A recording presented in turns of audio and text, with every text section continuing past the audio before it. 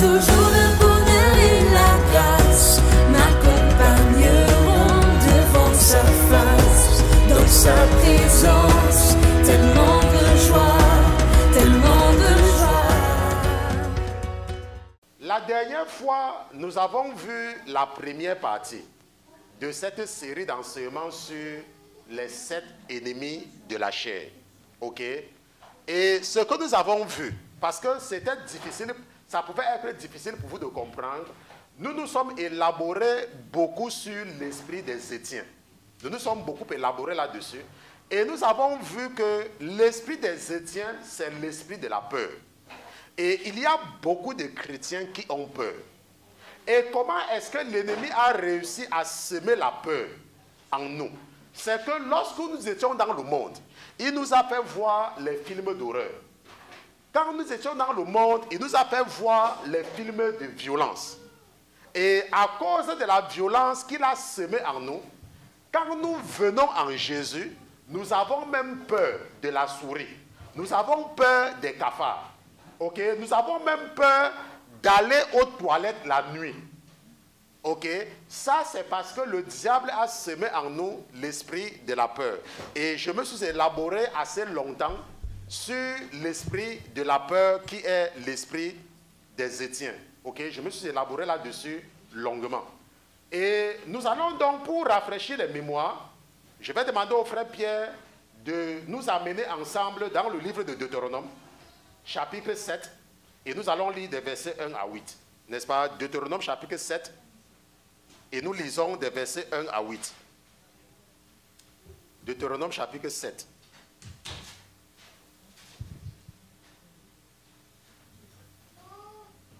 Deutéronome chapitre 7, verset 1. Verset 1. Quand l'Éternel ton Dieu t'aura fait entrer dans le pays dont tu vas prendre possession, Oui. qu'il aura ôté de devant toi beaucoup de nations. Beaucoup de nations. Les Étiens, 1, les Étiens, 1, les Gigasiens, 2, les Amoriens, 3, les Cananéens, 4, les Phérésiens, 5, les Éviens 6, et les Jébusiens. 7.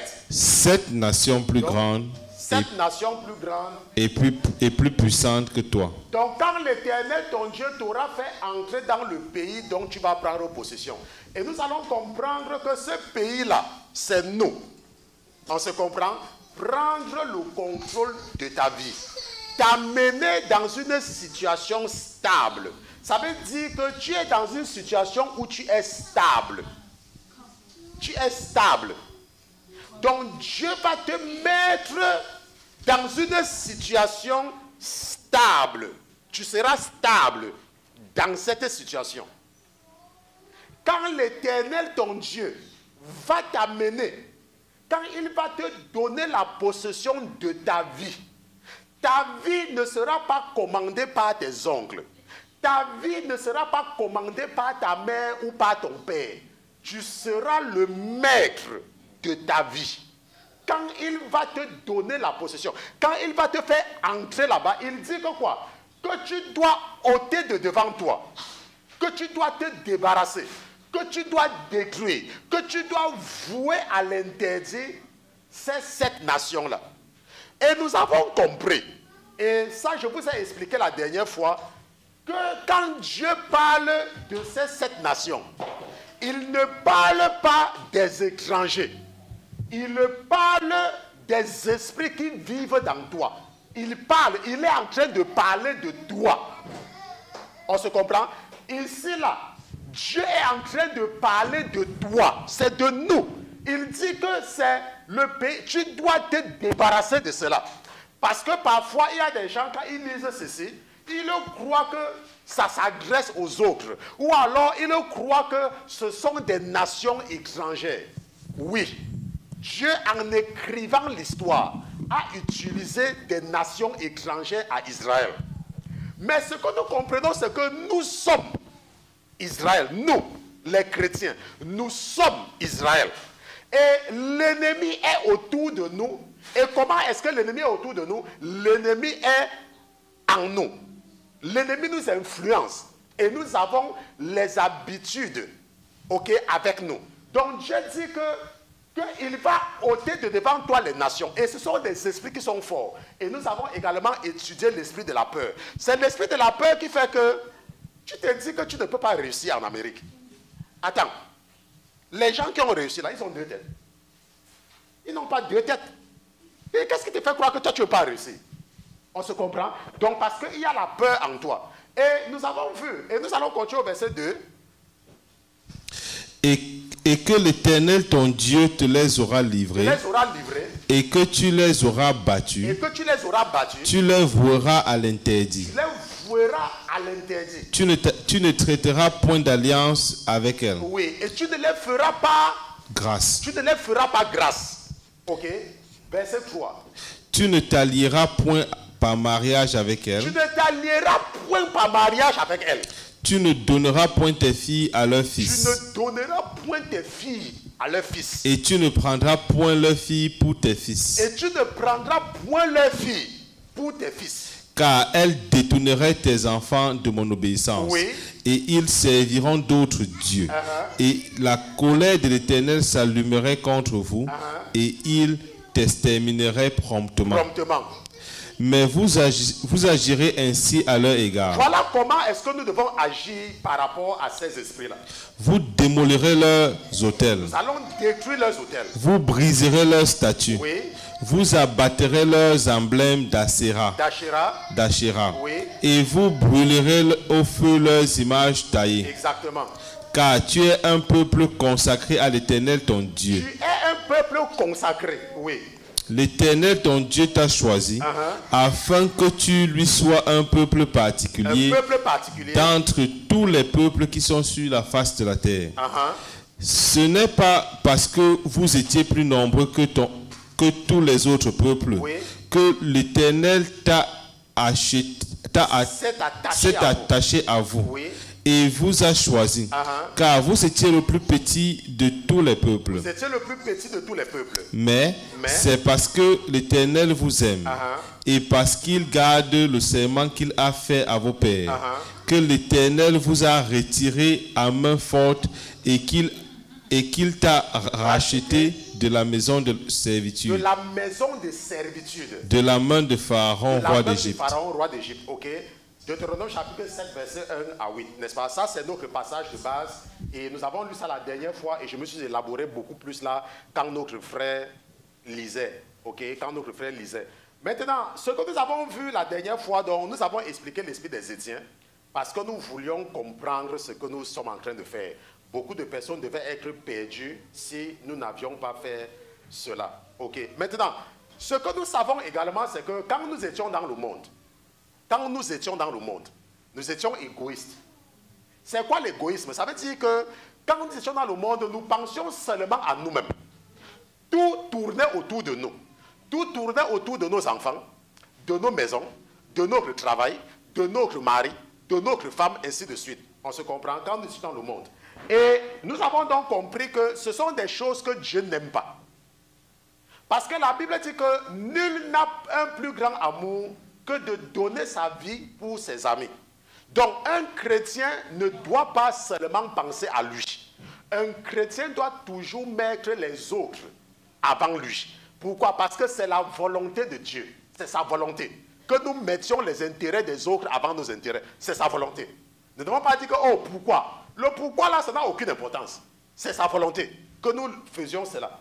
Maintenant, les nations dont il est question ici, là, nous avons expliqué la dernière fois, je ne sais pas si j'ai expliqué ça ou pas, parmi les 7 nations que nous avons vues, 6 des nations sont les fils, n'est-ce pas, de Canaan. Nous allons partir dans Genèse chapitre 10 et nous allons lire des versets 15 à 20. Genèse chapitre 10.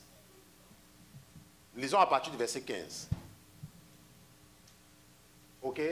Qu'est-ce que la Bible dit?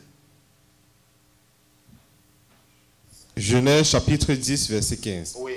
Et Canaan engendra Sidon, son premier-né. Engendra Sidon, son premier-né. Et Heth. Maintenant, Sidon, c'est le père des Sidoniens. Et Heth, c'est le père des Hétiens. On se comprend? Et vous voyez que ce sont les fils de Canaan. Canaan qui est le produit de l'abomination entre Cham et sa mère. Ok, ça nous avons déjà compris cela. Et qu'est-ce que le verset 16 dit? Les Jébusiens, les Amoriens, les Girgasiens, les Éviens, les Akiens, les Siniens, les Arvadiens, les Thémariens, les Amatiens. Ensuite, les familles des Cananéens se dispersèrent. Et la limite des Cananéens fut depuis Sidon, en venant vers Guéra, jusqu'à Gaza. En venant vers Sodome, Gomorre, Adma et Théboïm, jusqu'à Lécha. Ce sont là les fils de Cham. Selon leur famille, selon leur langue, dans leur terre, dans leur nation. Donc ce que nous voyons, c'est que nous voyons, n'est-ce pas, que même comme Dieu parle des Éviens, des Girgasiens et des Étiens, n'est-ce pas, ce sont des Cananéens, mais c'est que Cana a engendré. Donc en dehors des autres, en dehors des Étiens, des Éviens, il y a seulement une nation qui n'est pas citée là. Ok? Et nous allons revenir, n'est-ce pas? Les Phérésiens ne sont pas parmi les Cananéens. Et la Bible n'est pas trop précise, mais nous allons comprendre toujours leurs habitudes. Mais nous voyons qu'en dehors, n'est-ce pas, des Étiens, des Girgasiens, des Jébusiens, les autres là, n'est-ce pas? Il y a aussi des Cananéens, parce que nous avons vu que Cana avait d'autres enfants, donc les autres. Ok, c'est pour cela que c'est vrai que les Étiens, les Éviens, les Girgasiens, ce sont des Cananéens, les Amoréens, mais Cana a d'autres enfants. Mais Dieu nous parle des autres qui ont des habitudes particulières. Et c'est important de comprendre. Maintenant, ce que nous devons comprendre, c'est que lorsque Dieu te prend et qu'il veut faire quelque chose avec toi, il y a des obstacles devant toi. Ça veut dire quoi? Ça veut dire que tu veux venir à Jésus de tout ton cœur. On se comprend? Tu veux venir à Jésus. Le pasteur Christian parle et tu veux faire ce qu'il te dit de faire. Mais il y a toujours certains obstacles devant toi. Et c'est pour cela que nous allons comprendre l'obstacle de Jéricho. Et l'obstacle de Jéricho, nous allons regarder les habitants de Jéricho. Quels sont ceux qui habitaient à Jéricho? Rappelez-vous que Dieu a déjà fait traverser le Jourdain. Dieu t'a déjà fait sortir du désert. Le désert, c'est quoi? Le désert, c'est là où ta vie n'avait ni tête ni queue. Et tu as commencé à écouter un pasteur. Tu as commencé à donner ta vie à Jésus. Tu as commencé à lire la Bible. Dieu donc est en train de te faire sortir de ton désert pour t'amener quelque part où vont couler le lait et le miel. Et il a déjà fait que tu traverses le Jourdain. Mais il y a un obstacle devant toi. Il y a un obstacle devant toi et nous allons voir quel est cet obstacle que tu dois détruire. Josué chapitre 3, verset 3. Allons un peu ensemble dans Josué, chapitre 3. Josué chapitre 3, verset 3. À partir du verset 3. Et il commandait au peuple en disant, lorsque vous verrez l'âge de l'alliance de l'Éternel votre Dieu, oui, et les sacrificateurs, oui, les Lévites, qui la porteront, oui, vous partirez de vos quartiers et vous marcherez avec elle. Vous marcherez après elle. Vous marcherez après elle. Oui, seulement. Il y aura entre vous et elle, oui, environ 2000 coudées de distance. 2000 coudées de distance. N'en approchez point. N'en approchez pas, afin que vous puissiez connaître le chemin par lequel vous devrez marcher. Car vous n'avez point auparavant passé par ce chemin. Oui, verset 5. Josué dit aussi au peuple, sacrifiez-vous. Sanctifiez-vous. Oui, car demain l'Éternel fera au milieu de vous des choses merveilleuses. Puis Josué parla aux sacrificateurs en disant, prenez l'âge de l'alliance, oui, et passez devant le peuple. Oui. Il prit donc l'âge de l'alliance et marchait devant le peuple. Oui, donc le verset 7 qui nous intéresse, parce que l'autre là on devait sauter, mais on continue au verset 7, on devait seulement lire 3 et 7, ok? Et l'Éternel dit à Josué, aujourd'hui je commencerai à t'élever à la vue de tout Israël. afin qu'ils connaissent que, comme j'ai été avec Moïse, je serai avec toi. Tu commanderas donc aux sacrificateurs qui portent l'alliance qui porte l'âge de l'alliance en disant, lorsque vous arriverez au bord des eaux du Jourdain, vous vous arrêterez dans le Jourdain. Alors Josué dit aux enfants d'Israël, approchez-vous ici et écoutez les paroles de l'Éternel votre Dieu. Puis Josué dit, vous reconnaîtrez à ceci que le Dieu vivant est au milieu de vous et qu'il chassera devant vous les Cananéens, les Étiens, les Éviens, les Phérésiens, les Girgasiens, les Amoriens et les Jébusiens. Exactement. Voici. Maintenant, vous voyez donc que les enfants d'Israël vont traverser un obstacle. Il y a un obstacle qui est devant eux. Et ils doivent traverser cet obstacle-là. Et cet obstacle-là, n'est-ce pas, c'est Jéricho. Cet obstacle, c'est Jéricho. Maintenant, quels sont les habitants de Jéricho? Allons au chapitre 6. Josué chapitre 6, verset 1 à 2. On veut seulement savoir, n'est-ce pas, les habitants de Jéricho, c'est tout. Josué chapitre 6, verset 1. Oui. Or, Jéricho était close et fermé avec soin à cause des enfants d'Israël. Personne ne sortait et personne n'entrait. Et l'Éternel dit à Josué, regarde, j'ai livré entre tes mains Jéricho et son roi et ses vaillants guerriers. Bon, maintenant, qu'est-ce que nous connaissons de Jéricho? Nous savons que Jéricho était l'obstacle, c'était un obstacle devant les enfants d'Israël. Les enfants d'Israël devaient passer par Jéricho. Ils devaient passer par Jéricho. Et Jéricho était habité par ces gens-là. Et sans détruire Jéricho, ils ne pouvaient pas continuer leur chemin. Parce que la Bible dit que Jéricho était barricadé. Ok?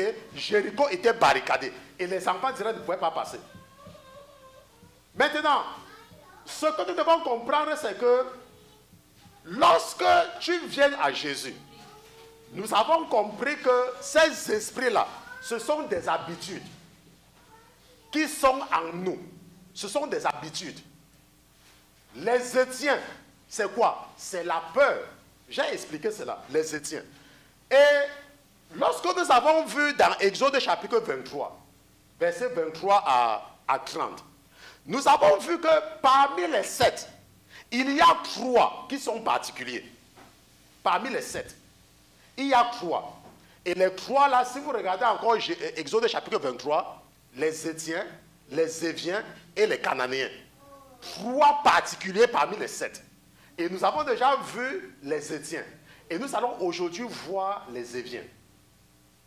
Et toi-même, tu vas savoir si l'esprit des Éviens est encore en toi. Et tu vas comprendre pourquoi ta vie est là où ça se trouve.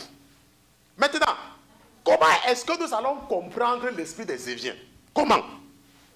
C'est qu'en partant dans la Bible et voir l'histoire que Dieu nous raconte concernant les Éviens. Et analyser donc le comportement des Éviens. Et voir donc comment le mode opératoire des Éviens. Et c'est ce que nous allons faire. Ça, ce n'est pas compliqué. Et le frère Pierre va nous amener dans... le frère Pierre va nous amener dans Josué chapitre 11. Josué chapitre 11.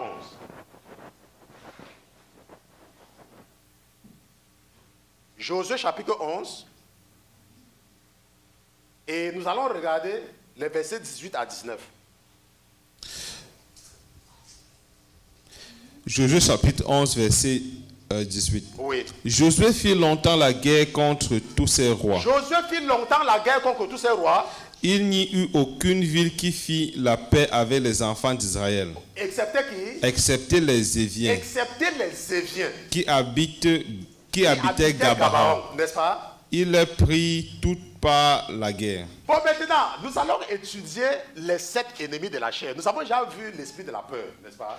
La Bible dit que les enfants d'Israël avaient détruit tous ces peuples-là, en dehors des Éviens. Et comment est-ce que les Éviens avaient réussi à demeurer au milieu des enfants d'Israël? Comment est-ce que cet esprit-là est toujours en toi depuis que tu es chrétien? Mais je remercie le Seigneur parce que tu seras délivré de cet esprit aujourd'hui. Hein? Je dis que tu seras délivré de ça aujourd'hui. Maintenant, quels sont les habitants de Gabaon? La Bible dit que les Éviens habitaient Gabaon. Mais qu'est-ce qu'ils ont fait? Comment est-ce qu'ils ont réussi à demeurer? Comment est-ce qu'ils réussissent à demeurer en toi? Comment est-ce que l'esprit des Éviens réussit à demeurer en toi depuis que tu as accepté Jésus comme ton Seigneur et Sauveur personnel? Josué chapitre 11, lisons, retournons au verset 1 avec notre tonton Pierre. Josué chapitre 11, verset 1. Oui. Dès que Javin, roi... Oui, dès que Jabin... Non, Josué chapitre 9, je m'excuse. Allons dans Josué chapitre 9. Et nous lisons à partir du verset 1.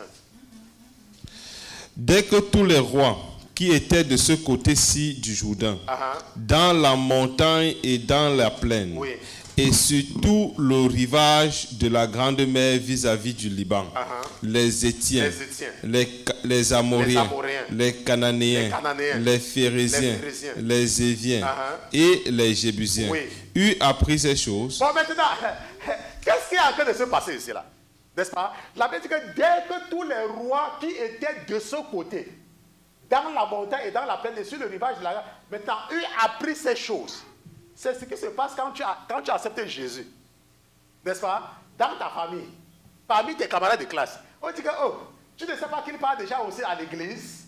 Tu ne sais pas qu'il est born again. Hey, tu ne sais pas qu'il est né de nouveau. Hey, n'est-ce pas? Quand ils apprennent ces choses, qu'est-ce qu'ils font la plupart du temps, tonton? Quand ils apprennent ces choses, qu'est-ce qu'ils font? Ils s'unissent tous ensemble pour faire la guerre à Josué et à Israël. Ils tous ensemble pour faire la guerre à Josué et à Israël. D'un commun accord. Oui. Mais les habitants de Gabaon. Mais ça, tu parles à l'église. On vient, on commence à t'insulter. N'est-ce pas? Tes anciennes copines. Les gens, même que quand tu étais dans le monde, tu as même mis à côté. Subitement, quand on entend que tu es en Jésus, elle commence encore à t'appeler, n'est-ce pas? Pour t'attirer encore dans le monde. Les gens commencent à dire que, n'est-ce pas, toi aussi? Et on commence à te raconter comment ton oncle avait les problèmes quand il a commencé à partir à l'église. On commence à te raconter comment il y a les faux pasteurs. On commence à te raconter ce qu'on commence à te raconter. Donc, toute ta famille, ta mère commence même à dire qu'elle t'a porté pendant 9 mois. Et que si tu ne sors pas de l'église là, elle va même se suicider. Ton père commence à dire qu'il va même te déshériter. Parce que tu as accepté Jésus. Vous m'écoutez les choses? Hein? Hein, tonton Pierre, tu m'attends les choses. Parce que tu as accepté Jésus, ton père dit qu'il va te déshériter. Comme si accepter Jésus, tu avais tué quelqu'un. Tu te comportes même bien par rapport à tes frères et à tes soeurs. Mais ta mère est toujours en train de se plaindre de toi. Que tu dois sortir de l'église là. Pourquoi? Parce que la Bible dit que tous les rois s'engassent, ils s'entassent contre toi pour s'assurer que tu ne vas pas jouir, n'est-ce pas, de ta terre promise. Qu'est-ce que la Bible dit au verset 3? Mais les habitants de Gabaon, ayant appris ce que Josué avait fait à Jéricho et à Haï, oui, agirent de leur côté avec ruse. Ils se mirent en chemin avec des provisions de voyage. Oui. Ils prirent de vieux sacs pour leurs ânes et de vieilles houttes à vin qu'ils avaient rompues, qui avaient été rompues et recousues. Maintenant, qu'est-ce que nous voyons ici? La Bible dit que les Éviens, quand ils avaient entendu ce que les enfants d'Israël avaient fait aux autres, nous avons déjà vu l'esprit de la peur, n'est-ce pas? Eux maintenant, les Éviens, qu'est-ce qu'ils vont faire? La Bible dit qu'ils vont agir avec ruse. Donc, l'esprit des Éviens est un esprit très rusé. Et c'est ça que nous devons comprendre. L'esprit des Éviens est un esprit très rusé. C'est pour ça qu'il dit qu'il y a beaucoup de chrétiens qu'après 5 ans, 10 ans en Jésus, ils sont toujours infectés par cet esprit-là, l'esprit des Éviens. Il y a des gens qui réussissent à se débarrasser de beaucoup de choses, mais l'esprit des Éviens est un esprit très rusé. Maintenant, qu'est-ce que le verset 5 dit? Et à leurs pieds de vieux souliers, raccommodés, et sur eux de vieux vêtements. Et tout le pain de leur provision était sec et moisi. Oui, moisi. Ils vinrent donc vers Josué au champ de Gilgal. Au camp de Gilgal. Au camp de Gilgal. Oui. Et il lui dit, à lui et aux hommes d'Israël, nous sommes venus d'un pays éloigné. Nous sommes venus d'un pays éloigné. Et maintenant, traitez alliance avec nous. Les hommes d'Israël répondirent à ces Éviens. Peut-être vous habitez parmi nous. Et comment traiterons-nous alliance avec vous? Oui, pourquoi? Parce que Dieu nous a dit que nous devons nous débarrasser des Éviens. Et nous allons voir la caractéristique de l'esprit des Éviens. Maintenant, tonton Pierre, rappelez-vous, hein, n'oubliez pas que Josué est encore en charge. Hein. C'est Josué qui est en charge. Ça veut dire quoi? Ça veut dire que l'esprit des Éviens, c'est un esprit qui opère même dans les hommes de Dieu. Qui est toujours en opération dans les hommes de Dieu. Je ne sais pas si quelqu'un me comprend. Josué est encore là. Hein. Josué n'est pas encore parti. Hein. L'esprit des Éviens est un esprit qui peut tromper, même si tu es une femme qui prie et que tu te lèves le matin, tu te couches le soir. L'esprit des Éviens peut utiliser la ruse pour rester dans toi. Maintenant, qu'est-ce que la Bible dit au verset 8? Mais il dit à Josué, nous sommes tes serviteurs. Nous sommes tes serviteurs. Et Josué leur dit, oui. Qui êtes-vous? Maintenant, et Josué leur dit, qui êtes-vous? Maintenant, regardez un peu comment l'esprit des Éviens est en train d'agir ici, là. Vous voyez, n'est-ce pas, un esprit de servitude. Vous voyez la caractéristique?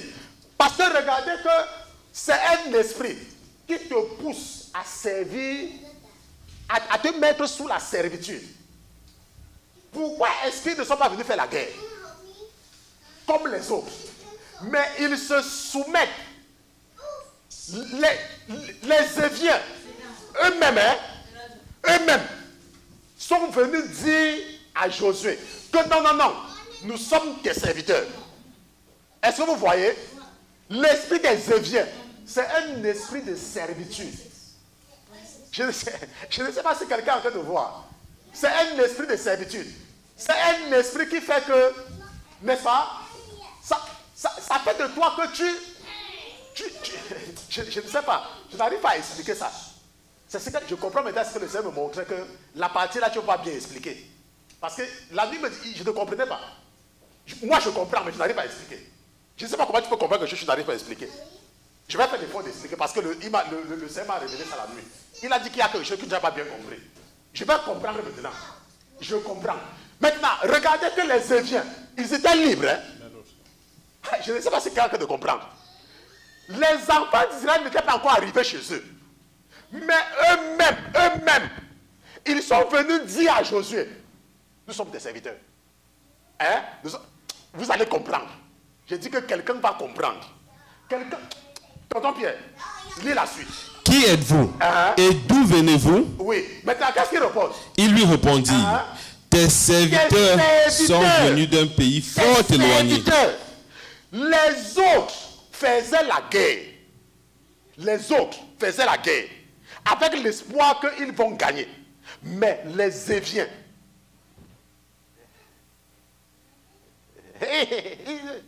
non.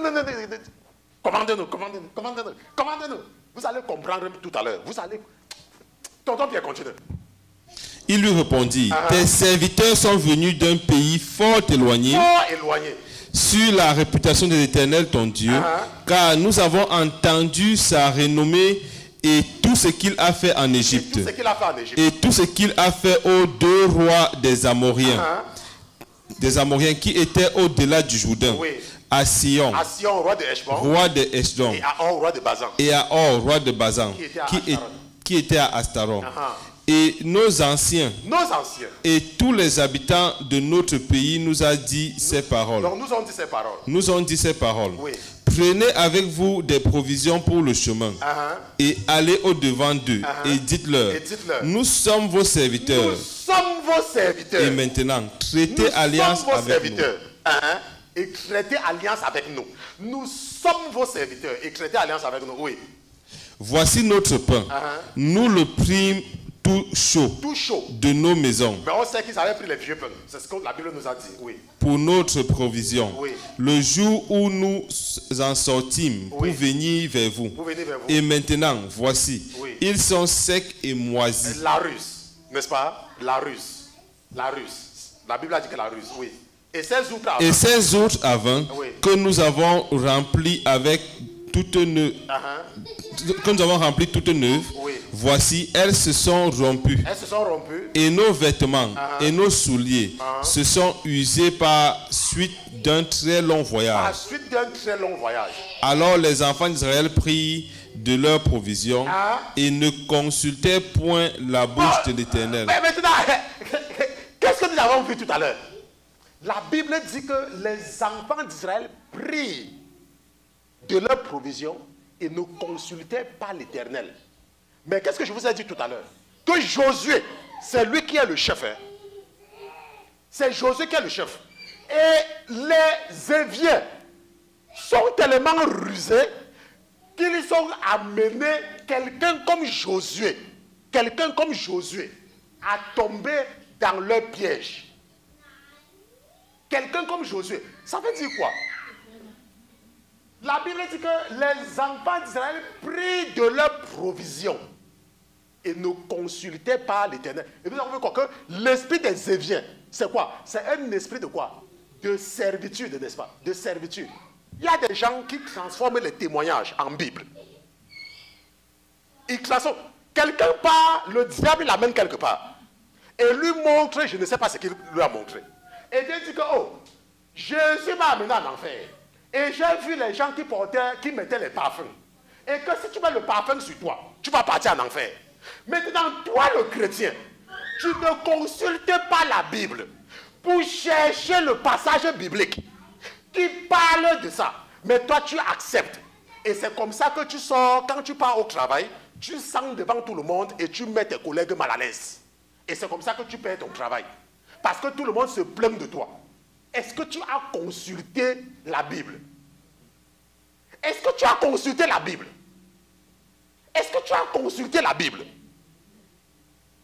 Maintenant, vous allez voir que ces gens-là, je vous ai dit que l'esprit des Éviens, c'est un esprit qui peut prendre même les pasteurs. Je vous ai dit ça, non? Josué. C'est Josué qui était en charge. Ce n'est pas... Josué c'était un prophète.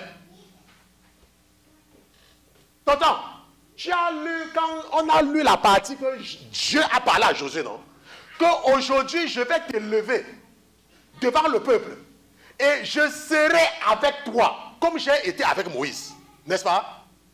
La Bible dit que les Éviens ont réussi à utiliser la ruse pour asservir Josué lui-même et demeurer parmi les enfants d'Israël.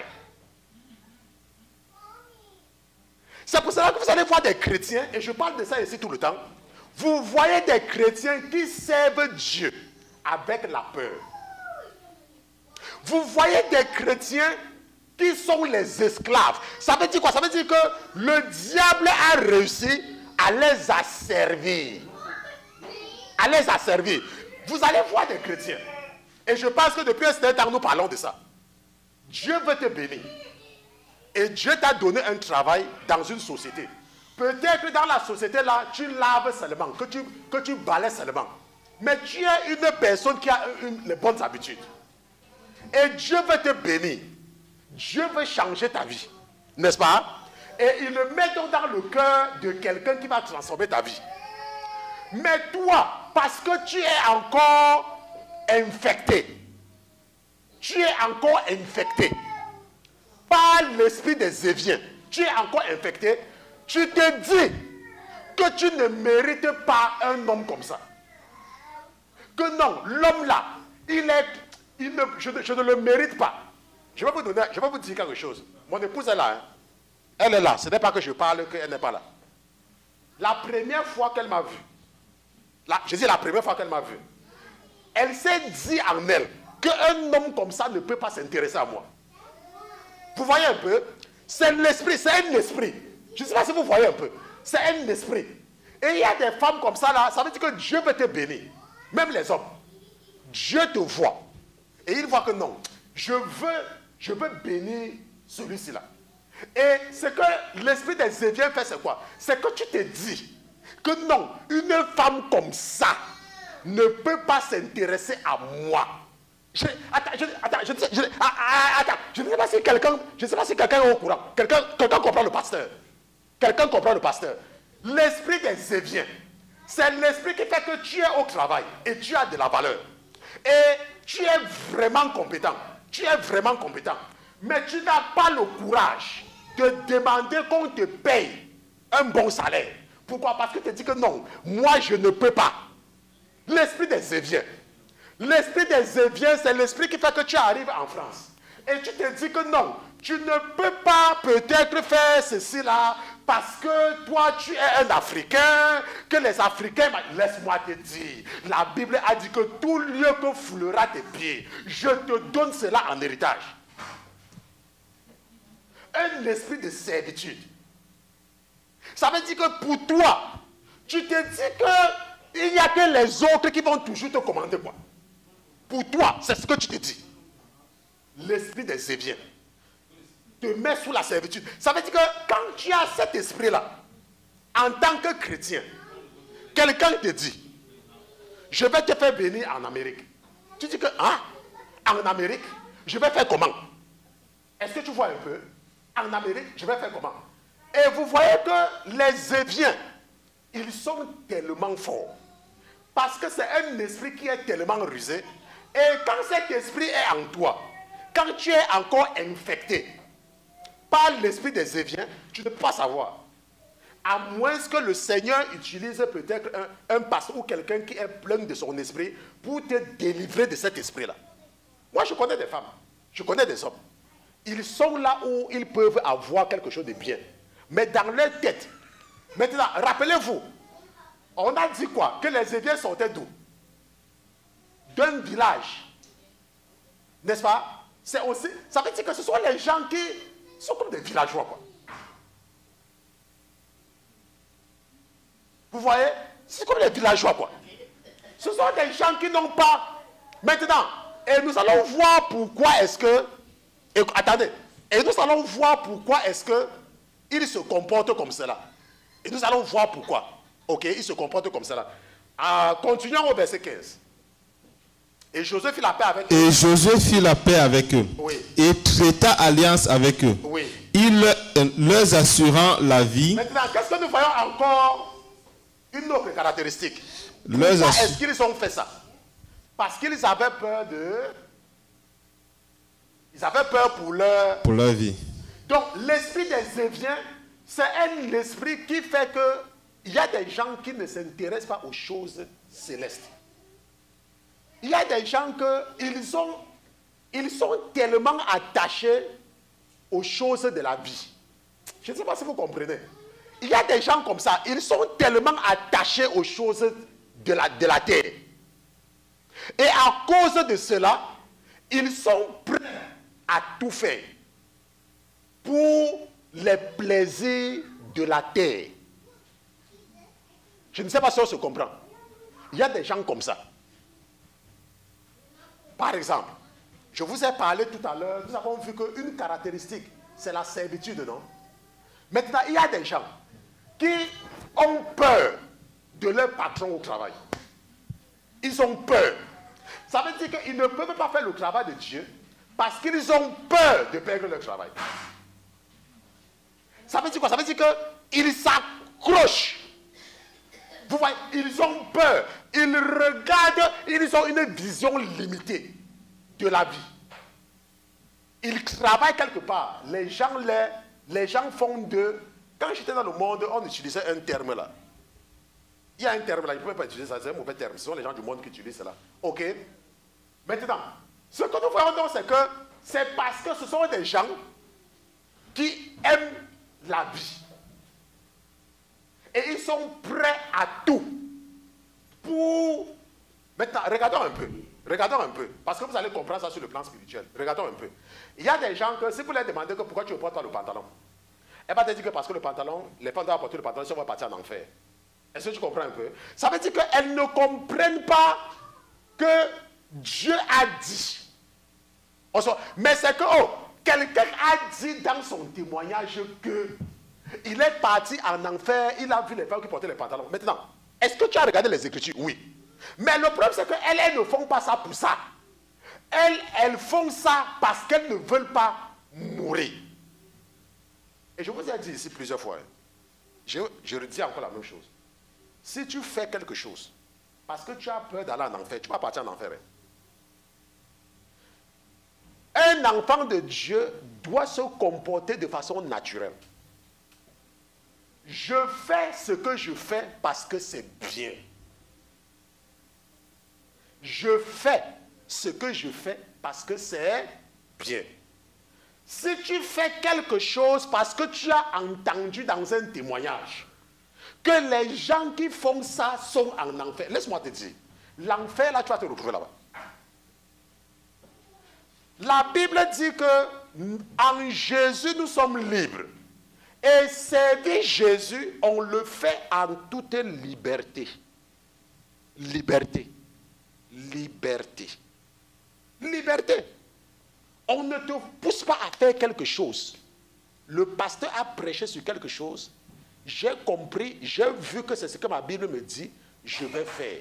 Parce que c'est la volonté de mon Dieu. Mais pas que j'ai écouté le témoignage. Laissez-moi.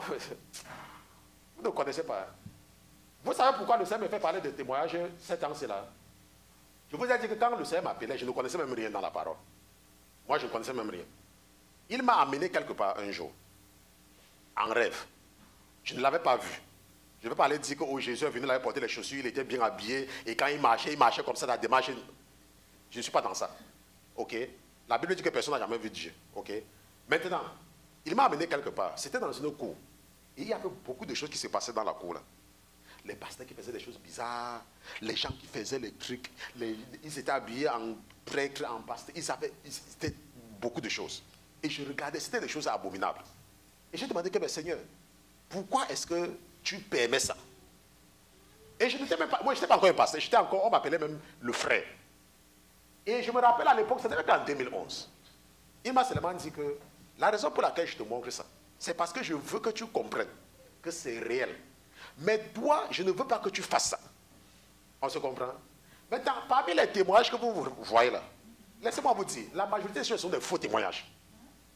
C'est pour cela que quand tu écoutes un témoignage, tu t'as fait, le Seigneur nous a bénis dans ce ministère en nous donnant un exemple clair. Un exemple clair. Moi, j'appelle juste ça une bénédiction. Malheureusement, pour ceux qui ne comprennent pas et qui sont au cœur endurci, comme il y a une de nos sœurs qui était sous l'influence, et malgré le fait qu'on lui expliquait, elle ne faisait que discuter. Et aujourd'hui, on ne sait plus là où elle est partie, elle venait publier les témoignages, ou bien qui est monté avec les prières, c'est de quoi qui sont montés, ainsi de suite. On se comprend? Moi, j'ai toujours vu ça comme une bénédiction. Parce qu'il y a des gens qui se confient en moi par derrière, mais je ne peux pas venir vous me placer ici pour vous dire ça. Il y a des gens qui font des témoignages, les gens regardent, alors que c'est faux. Et la personne te dit, la personne te dit. Donc, nous ne devons pas transformer les témoignages en la Bible. Nous allons partir ensemble, avant de revenir là où nous sommes, nous allons partir dans Actes chapitre 17. Et nous allons revenir sur Josué chapitre 9, verset 15, ok? Mais allons d'abord dans Actes chapitre 17. Et le frère Pierre va lire pour nous. Le frère Pierre va lire pour nous Actes chapitre 17, verset 10 à 13. Actes chapitre 17, verset 10. Donc quand tu veux reconnaître un marien, quand tu dis qu'allons dans le livre d'Actes, il dit qu'Actes des apôtres. N'est-ce pas? Là, quand tu dis qu'allons dans Actes, il te dit que parce que Actes des apôtres, tu sais que c'est un marien là-bas. Tu sais que c'est un marien. Tu sais automatiquement. Oui. Et aussitôt les frères firent partir de nuit pour Bérée, Paul et Silas, qui étant arrivés entraient dans la synagogue des Juifs. Bon, maintenant, la Bible dit que Paul, nous connaissons Paul, non? Attends, qui ne connaît pas Paul? Et Silas, nous connaissons Silas, non? La Bible dit qu'ils sont partis dans la synagogue des Juifs, ok, pour prêcher. Et la Bible dit que quoi? Lis, c'est que c'est. Ceux-ci eurent des sentiments plus nobles que ceux de Thessalonique. Ceux-ci eurent des sentiments plus nobles, ceux de Bérée. Parce que, tonton, il faut retourner, hein. Ils sont arrivés à Bérée. Et pour Bérée, Paul et Silas, qui étant arrivés, oui, à Bérée, entraient dans la synagogue des Juifs. À Bérée. Et la Bible dit que ceux de Bérée, ceux-ci eurent des sentiments plus nobles que ceux de Thessalonique. Et ils reçurent la parole avec beaucoup de promptitude. Beaucoup de promptitude. Qu'est-ce que prompt, non? Donc on prêche. Oui, pasteur. Oui, alléluia, amen, amen. Mais qu'est-ce qu'il faisait? Examinant tous les jours les Écritures. Pour voir si ce qu'on leur disait était exact. Pour voir si ce qu'on leur disait était exact. Paul prêche. Oui, Paul, non. Oui, Silas, oui. Ils ont leur bic. Ils écrivent. Parlez. Nous, quand ils partaient là, ils partaient eux-mêmes, ils regardent. Ce qu'il a dit c'est vrai, oui, on accepte. Ce qu'il a dit c'est vrai, oui, on accepte. Oui, on accepte. Si ce n'est pas confus dans leur tête, la prochaine fois que Paul revient là, tu as dit telle chose, mais nous on lit, ça veut dire quoi? Explique-nous. Mais il y a des gens. Tu parles à quelqu'un. Oh, la Bible a dit que on ne doit pas. Il dit que pasteur, tel a dit dans son témoignage que. Je te dis qu'il y a les chrétiens que. Mais tu ne peux pas parler avec eux. Hein? Tel a dit dans son témoignage que. Tel a dit dans son. La Bible nous dit dans. Nous allons partir ensemble dans Habakkuk chapitre 4, verset 2. Je ne sais pas si votre pasteur a encore la mémoire bonne, mais allons un peu dans le livre du prophète Habakkuk. Habakkuk. On va délivrer les gens de l'esprit des Éviens là. Un esprit qui est là pour les asservir. Chapitre 2, verset 4. Habakkuk chapitre 2, verset 4. Voici. Habakkuk chapitre 2, verset 4. Oui. Voici, l'âme de celui qui s'élève n'est pas droite en lui. Mais le juste vivra par la foi. La Bible dit que le juste vivra par la foi. La Bible dit que le juste vivra par la foi. Je parle surtout des gens qui s'accrochent beaucoup aux prophéties là. Le juste vivra par la foi. C'est pas la foi que tu vas vivre. C'est pas la foi en la parole de Dieu. Pas que tu fais quelque chose parce que quelqu'un t'a dit que Satan l'a amené dans son royaume, il lui a montré quelque chose. Le juste vivra par la foi. C'est ce que la Bible dit, Habakkuk chapitre 2, verset 4. Il faut apprendre à s'accrocher à la parole de Dieu. Et nous avons été tellement bénis dans ce ministère. Nous sommes tellement bénis dans ce ministère que Dieu nous enseigne par l'exemple. Dieu ne nous enseigne pas qu'il envoie un ange pour nous dire quelque chose. Il dit, ok, les gens, c'est là, peut-être que, ok, on va les faire avoir l'expérience. Et comme ça, ils vont comprendre. On se comprend? Je me rappelle à l'époque, il y a quelqu'un qui est sur les réseaux sociaux, on dit que l'évangéliste, c'est quoi? Je ne sais même pas ce qu'il est. Il passe le temps à insulter les gens. Ok? Et à l'époque, il faisait l'analogie, il faisait la publicité de quelqu'un. Soit il est au Togo, on dit qu'il avait que Dieu... Il passait le temps à parler de lui. Mais quand j'ai écouté ce monsieur pour la première fois, j'ai su que l'Esprit de Dieu ne va pas opérer ici, même comme je ne connaissais pas grand-chose. Et aujourd'hui, c'est lui qui l'insulte partout. Oh, je ne suis plus avec lui. J'étais avec lui avant. Maintenant, je ne suis plus avec lui. Parce que c'est un menteur. Laissez-moi vous dire. Un chrétien doit marcher avec la Bible. Un chrétien ne marche pas avec les témoignages. On se comprend? Je ne vous demande pas de ne pas écouter les témoignages. Il faut écouter. Mais quand vous écoutez le témoignage, faites comme moi. Vous écoutez le témoignage avec une oreille. L'autre oreille, c'est sur la Bible. Donc quand tu entends ici, là, tu cherches le passage biblique. Est-ce que c'est vrai? Oui, je continue à écouter. On se comprend? C'est comme ça qu'un chrétien écoute. Jésus, pendant tout son ministère, si nous regardons le ministère de Jésus, Jésus a insisté sur l'amour et sur la délivrance. Pendant tout son ministère, délivrance, amour. Délivrance, amour. Maintenant, Jésus qui insiste sur sa délivrance, lui, il t'amène en enfer, il ne te parle pas des deux là. Hein. Il te parle de tout sauf de l'amour du prochain. On retourne dans Josué chapitre 9, verset 15. Josué chapitre 9, verset 15. Josué chapitre 9, verset 15. Oui. Et Josué fit la paix avec eux. Et Josué fit la paix avec les et traita alliance avec eux, leur assurant la vie.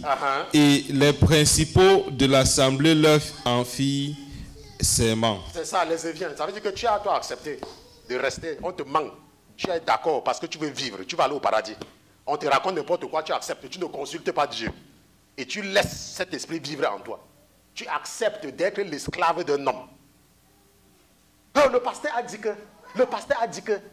Qu'est-ce que la Bible a dit? Le pasteur a dit que le pasteur. Qu'est-ce que la Bible a dit?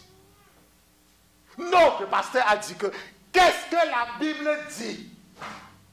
Un jour, je parlais à une soeur à l'église quand j'allais à New York. Et je lui montrais la Bible. Elle dit que oh, le pasteur n'a pas dit ça. Je dis que le pasteur. Je suis en train de te montrer la Bible, tu me dis que le pasteur n'a pas dit ça. Et il y a des gens qui se comportent comme ça. Tu leur montres un passage biblique. Et ils te disent que le pasteur n'a pas dit ça. Le pasteur a le paradis quelque part qu'il va t'amener là-bas. La personne qui t'a promis le paradis, c'est Jésus. Jésus. Quelqu'un dit Jésus. Le pasteur ne cherche quoi dedans? On te montre. Je vous dis que c'est quelque chose qui me sidérait quand je partais à l'église. Beaucoup de gens dans cette église, même les anciens, quand je leur montrais la parole, ils me disaient que oh, le pasteur n'a pas prêché sur ça. Le pasteur doit prêcher sur ça pour que tu crois. La Bible est là. La Bible est là. La Bible te dit quelque chose. Cette semaine, le Seigneur m'a permis de comprendre le rêve d'une sœur. Et c'était clair. Et j'ai dit à la sœur qu'il y a un pasteur que tu suis. Je ne sais pas si tu vas confirmer ou tu vas confirmer. Mais ce que tu dois comprendre, c'est que le pasteur là opère avec l'esprit des eaux. Je lui ai dit ça clairement. Pourquoi? Parce que tu ne peux pas me dire que tu es avec un pasteur et il ne te parle pas du péché et de la vie de sanctification. Attends, la Bible a dit que rechercher la paix avec tous. Et la sanctification sans laquelle personne ne verra Dieu. Je ne sais pas si on se comprend. Mais on va se parler de bénédiction, Dieu va te bénir, Dieu va te bénir, Dieu va te bénir, Dieu va te bénir, Dieu va te bénir, Dieu va te bénir, Dieu va te bénir, Dieu va te bénir. Et tu es là, ta vie ne donne pas. Ta vie est là, ça ne donne pas. Mais Dieu va te bénir, Dieu va te bénir. La Bible dit que les oreilles de l'Éternel ne sont pas dues pour entendre. Mais ce sont vos péchés qui a fait qu'il détourne son visage de vous. C'est ce que le prophète Esaïe nous dit, non? Les oreilles de l'Éternel ne sont pas dues, mais ce sont vos péchés qui empêchent. Ce sont vos péchés qui font barrière. Quand tu vis dans le péché, laisse-moi te dire, même si tu réussis et que tu vois les choses dans ta vie, ça ne vient pas de Jésus. Si tu vis dans le péché. La Bible dit que les péchés nous éloignent Dieu de nous. Maintenant, qu'est-ce que le verset 16 dit, tonton? Mais il arriva 3 jours après. Mais il arriva 3 jours après qu'il eut fait alliance avec eux, qu'ils apprirent qu'ils étaient leurs voisins et qu'ils habitaient parmi eux. Car les enfants d'Israël partirent et arrivaient à leur ville le 3e jour. Or, leurs villes étaient Gabaon, Képhira, Béroth, Kirja, Jéarim. Et les enfants d'Israël ne leur frappaient point. Parce que les chefs de l'assemblée leur avaient fait serment par l'Éternel, le Dieu d'Israël. Mais toute l'assemblée murmura contre les chefs. Donc c'est ce qui se passe parfois quand les gens acceptent certaines fausses doctrines. Quand ils viennent dans la connaissance, n'est-ce pas? Ils ne peuvent pas, ils ont honte de changer. Vous voyez un peu, ils ont honte. Parce qu'ils avaient déjà accepté quelque chose. Ils avaient déjà accepté une fausse doctrine. Ils avaient déjà accepté que, je ne sais pas ce qu'on peut faire. Ils avaient déjà par exemple accepté que pour qu'une femme prie, il faut qu'elle mette le foulard sur la tête. Et ils avaient déjà accepté. Donc même quand maintenant tu les montres, maintenant la vérité, comme tu as vu la dernière fois avec le sacrificateur qui met la tiare sur sa tête pour aller devant Dieu alors que c'est un homme, n'est-ce pas? Ils ne vont toujours pas accepter la honte. Vous voyez un peu, ils ne vont toujours pas, parce que c'est la honte. La Bible dit que quand les enfants, ils ne vont pas les frapper, ils vont seulement laisser, que c'est comme ça. Donc parce qu'ils ont tellement parlé aux gens par rapport au parfum, que si tu mets le parfum, tu vas aller en enfer. Même quand tu leur montres le passage que nos prières sont arrivées devant Dieu comme un parfum de bonne odeur, n'est-ce pas? Ils vont dire que non, non, non, nous on ne met pas toujours les parfums. Vous voyez un peu? Quand par exemple, vous voyez les femmes, elles ne se cressent jamais. Parce qu'elles disent que dans la Bible, on dit que la femme ne doit pas se cresser. Je leur demande que vous avez lu ça où? Et tu prends la Bible maintenant, tu les montres. Que la Bible a dit que votre ne soit pas seulement. Mais ça a dit que tu ne dois pas te cresser. Hein? Mais maintenant, quand tu les montres, elles ne vont pas changer. Pourquoi? Parce qu'elles ont honte. Elles ont déjà traité alliance avec l'esprit de la servitude. On se comprend? Elles ont déjà traité alliance avec l'esprit de la servitude. Et c'est difficile maintenant pour elles de changer. Pourquoi? Parce qu'elles ont déjà traité alliance. Et nous avons vu que l'esprit des Éviens, c'est un esprit qui est très rusé. Très rusé. Et qu'il faut vraiment une délivrance. Il faut que Dieu te permette de tomber sur un pasteur qui a tellement d'onction pour t'aider à t'en sortir. Moi, je connais des gens qui étaient des victimes de cet esprit, l'esprit de la prophétie. Ça veut dire quoi? Ça veut dire que quand tu les parlais, si tu ne leur donnais pas une prophétie, ils ne t'écoutaient pas. Et il fallait les amener à comprendre que la véritable prophétie, c'est la parole de Dieu. Les promesses de Dieu sont écrites. Dieu a dit que si tu fais sa volonté, il va commander à la bénédiction de te suivre. Nous avons vu un exemple ici avec le frère Pierre, non? Ça fait 3 semaines. Le frère Pierre est témoin. Le frère Jean est témoin. Dieu lui a donné une maison, il n'a pas dépensé 1 franc. 1 franc. Il n'a pas dépensé 1 franc qui est sorti de sa poche. Dieu lui a donné une maison. Est-ce que c'est qu'il courait après la maison? Il ne courait pas après la maison. Et je vous ai raconté d'autres cas. Comment le Seigneur a fait passer, nous a enlevé près de $500 sur les gens qui comprennent ça mortgage. $500 par mois. Vous avez vu ça où? Est-ce que nous, ils sommes prêches à la prospérité? Un prophète est venu dire que Dieu va faire qu'on enlève $500 sur votre mortgage. Un prophète est venu dire ça. Dieu a dit que si tu fais sa volonté, il va commander à la bénédiction de te suivre. Il m'arrive parfois ici là de donner un message à quelqu'un. Comme aujourd'hui, le Seigneur m'a mis à mon cœur de donner un message au frère Pierre. Quelque temps, il avait autant de donner un message à la sœur qui est venue ici une fois. C'était sa première fois, n'est-ce pas?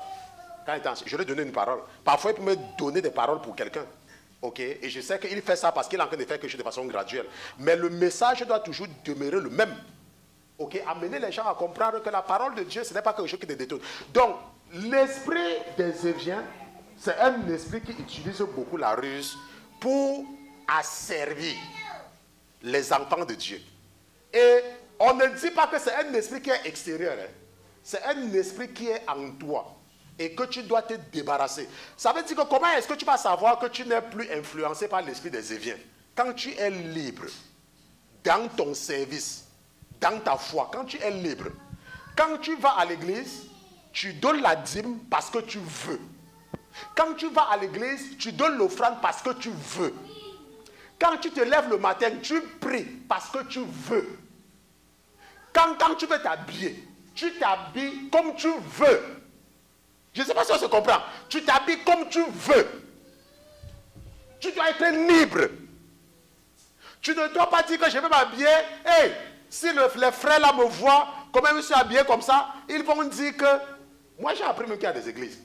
Quand tu arrives à la porte, il y a les gens qui ont les mouchoirs, les foulards. Avant d'entrer, on te donne le plat, attache ta tête par ça avant d'entrer dans l'église. Attends, laisse-moi te dire que si tu pars dans une église où on te donne le foulard par tête, ce n'est pas la maison de Dieu là-bas. Hein. Tu es en train d'entrer dans l'encre du diable. Hein. Tu es en train d'entrer dans l'encre du diable. Il n'y a aucune église de Dieu avec un pasteur qui a l'esprit de Dieu, qui va se placer, qui va mettre les gens devant la porte pour regarder ce qui entre. La Bible dit que quand Jésus était sur la terre, il passait le temps avec qui? Avec les pécheurs. C'est ce que la Bible nous dit. Attends, donc tu veux me dire que Jésus a déposé son esprit en toi, que tu sois un pasteur, et il a mis dans ton esprit de suivre les gens qui entrent dans ton église. Donc Jésus, c'est l'esprit qui t'a donné. que tu dois suivre les gens qui entrent dans ton église. Ce n'est pas Jésus là-bas. C'est l'esprit de Mami Wata. C'est l'esprit, ça n'a rien à voir avec Jésus. On se comprend? Ça n'a rien à voir avec Jésus. Tonton Pierre, qu'est-ce que le verset 19 dit? Alors tous les chefs dirent à toute l'assemblée, oui. Nous les avons fait serment par l'Éternel, le Dieu d'Israël.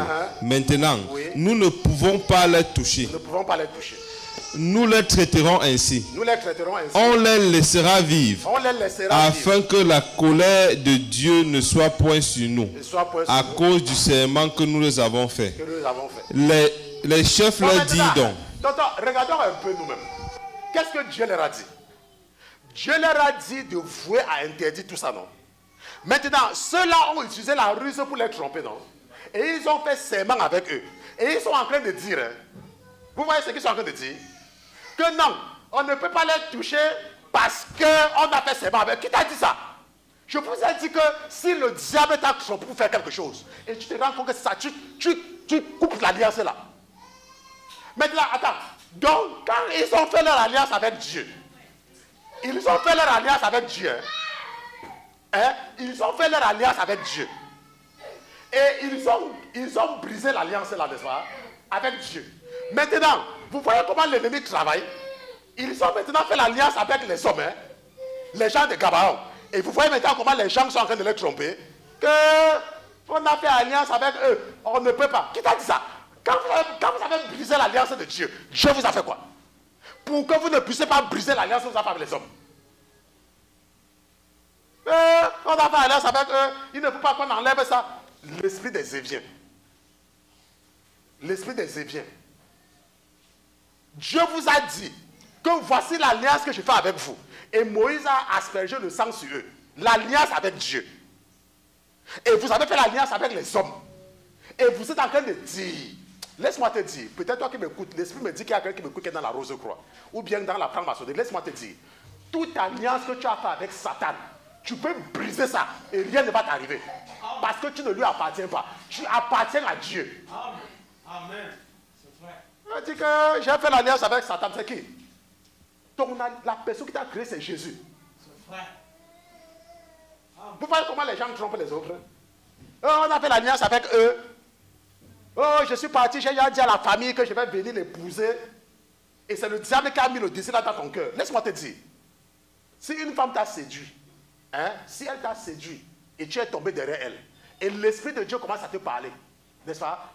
Tous les engagements que j'avais pris là, puisqu'elle avait utilisé le mensonge pour t'attraper, puisque l'homme là avait utilisé le mensonge pour t'attraper, il t'avait dit qu'il est un directeur général. Et il n'est même pas directeur, il balaie. Maintenant, tu te rends compte après que c'est un balayeur à la société. Et parce qu'il est venu te doter, tu vas pas te marier avec lui. Attends, ça c'est quelle logique ça? Il a menti. Il va supporter. Il t'a menti.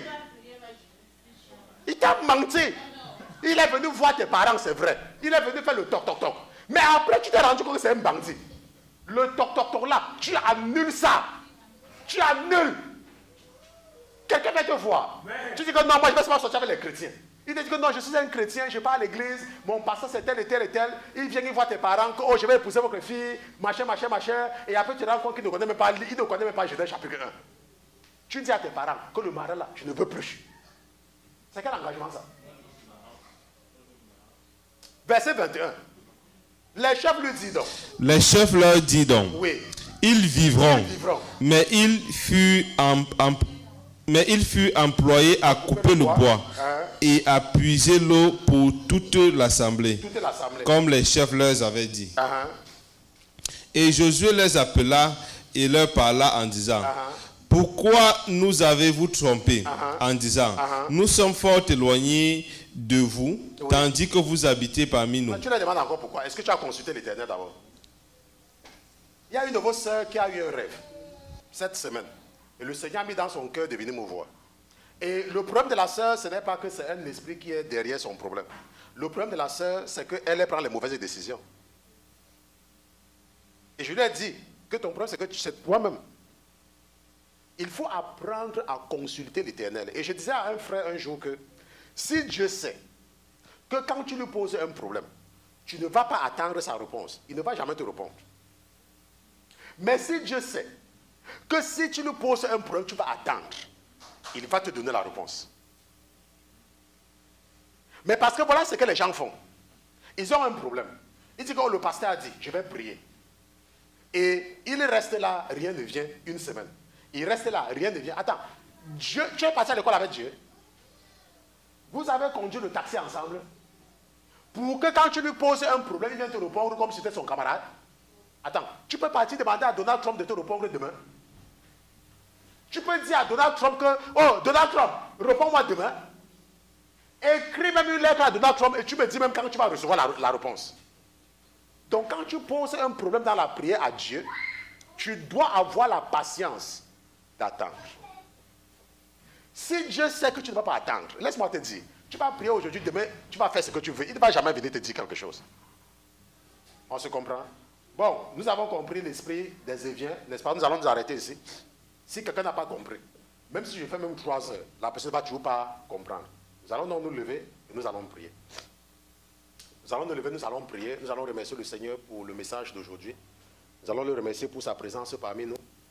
Seulement, nous devons nous souvenir des pauvres. Galates chapitre 2, verset 10. Dans la mise en application de cette parole, le ministère chrétien pour la vie de sanctification a ouvert une caisse d'aide aux pauvres.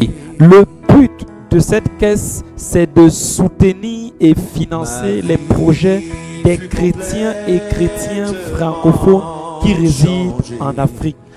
Pour bénéficier de ce financement, voici les conditions à remplir. 1. Tu dois être une chrétienne ou un chrétien francophone résident en Afrique. 2. Être membre d'une communauté chrétienne et aller à l'église. 3. Être déjà baptisé par immersion. 4. Être un pauvre, c'est-à-dire n'avoir pas de quoi subvenir à ses besoins quotidiens. Comment nous présenter son projet? Nous écrire à projet@lasainteté.com et remplir le formulaire de participation. Soumettre son projet clair et détaillé en fichier PDF à projet@lasainteté.com. Date limite de dépôt et réception des projets 20 novembre 2020. Le tirage aura lieu en décembre en direct du culte pendant la dernière journée de notre semaine de jeûne de groupe. Nous suivre sur YouTube, La Sainteté TV, site web www.lasainteté.com.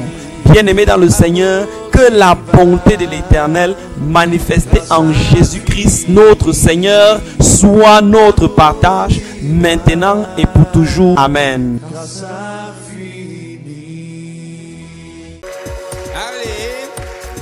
Oh,